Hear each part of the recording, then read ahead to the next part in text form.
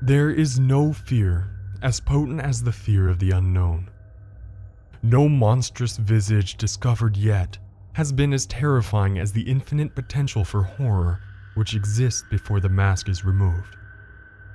That is why we humans, in our naive misunderstanding of the universal order, are gripped by the mortal fear of death. We think it the final frontier, the greatest imaginable unknown from those penumbral shores no traveler may return. And so we cling desperately onto even the most dreary and anguished lives, suffering any known evil over our release into the beyond. But death is not to be feared, because death is very well understood. We have witnessed it, caused it, measured and recorded it to the last dying spasm of neuronal flickering. Even as I lay dying, it seemed silly to me that I should be afraid of the emptiness which reason promised to expect. While I was alive, I wouldn't experience death, so there was no reason to be afraid now. When I was dead, I wouldn't be capable of experiencing anything, so fear still had no cause. That thought brought me great comfort as I felt the last erratic struggle from my heart against the inevitable conclusion I approached. It wasn't until I was finally drifting off to sleep that a final intrusive doubt bubbled in my brain.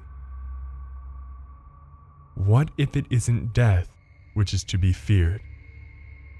What if it is what lies beyond? And so troubled did I slip beyond mortal understanding, stepping into a world as far forsaken by reason as I was now from life. I was still in the hospital room, but the bustle of nurses and the beeping machines lost their opacity as though I was mired in swiftly descending dusk. It seemed as though every sound was an echo of what it once was, every sight a reflection. With each passing moment, the world was becoming less real. But all that sight and sound, all that being, it wasn't simply disappearing. It was transforming into a figure beside me. The less real my room became, the more real the figure was, until presently it existed in such sharp actuality that nothing beside it seemed real at all. His cloak was black, not the color black, but its essence. It was as though seeing a tiger after a lifetime of looking at a child's crude drawing and thinking that's all a tiger was. Reality flowed around his scythe like a brush through watercolors, and I could see each elementary particle in time itself sunder across its blade. Surely this, I thought, this is why we were taught without words to fear death. I clutched at my hospital blanket to cower from the intensity of the Reaper's presence. But the once soft cotton now flowed like through translucent mist in my hands. I knew in that moment that nothing could hide me from the specter's grasp, for he was the only real thing in this world. "You're late." They weren't words. My head ached from the strain of this knowledge, as my lateness was burned into my awareness, imparted like an inescapable law of physics, as unequivocal as gravity. "We don't have time for the usual speech. Hurry now." I felt myself swept up around him like dirt in a hurricane. Before I knew what was happening, we were outside the hospital, moving at such a frenzied pace that the world around me blurred into a dizzying tunnel of flashing light. "If you're lucky, it will have gotten bored of waiting for you." I had too many questions, all fighting for attention in the forefront of my brain without any making their way out. "You're quiet. I admire that. Usually people ask too much." "What's the point?" I asked. My voice fell flat and dead compared to his overwhelming substance. How can I try to comprehend something so beyond my mortal knowledge? You can't, but it's still human nature to ask. We weren't slowing. If anything, our pace was increasing. I wasn't running or flying or anything of that nature. It was more like the rest of the world was moving around us while we stood still. A vague darkness and heavy damp smell made me guess that we'd gone underground, but I couldn't say for sure. One question then, I asked. What else is here beside you? And that is why questions are pointless. Death is not a place or a person. It's all there is. Troubling thought, but made me more so by the growing howl which began reverberating the rocks around me. We still seemed to be descending into the earth, and the air was growing warmer and denser now. The sound continued to mount, as though the world itself was suffering. Then what is it? What I'm here to protect you from.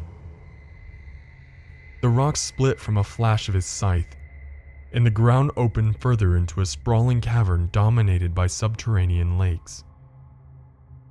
But I thought you said you were all there is. No, I said death was all there is. We weren't moving any longer. Light glinted off the scythe from some unseen source and streamed into the lake like a tributary. Once inside, the light didn't reflect or dissipate, but swirled and danced like luminescent oil.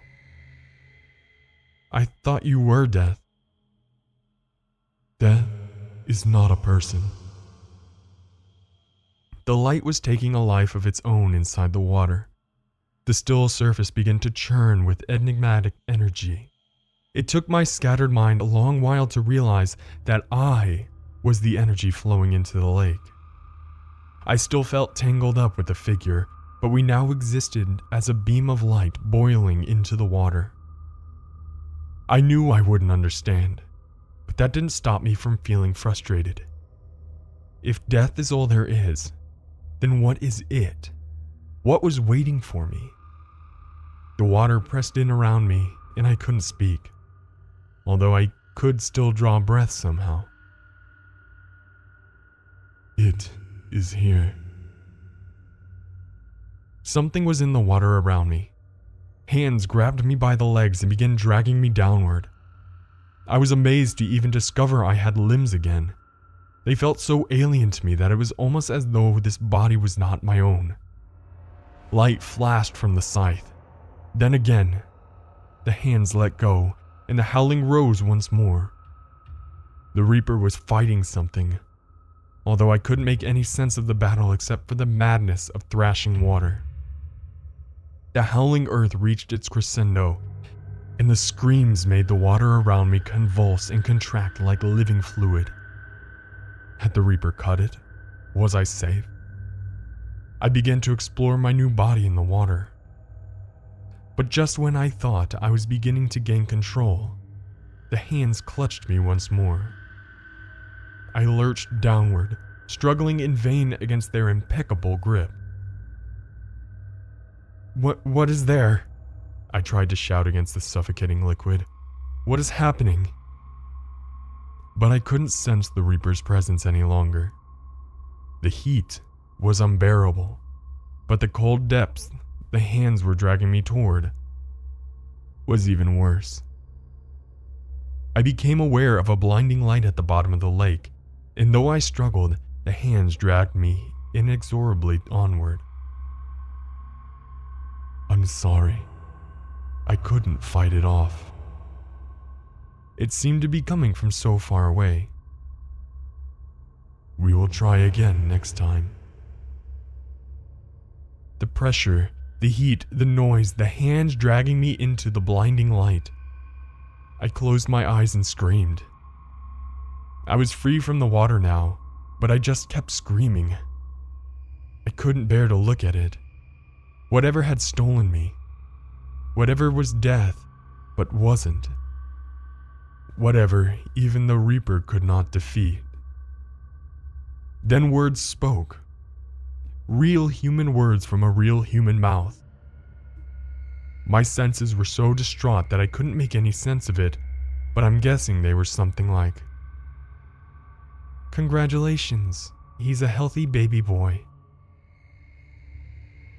Most people can't remember the day they die, or the day they were born. I happen to remember both. And I know that they are the same.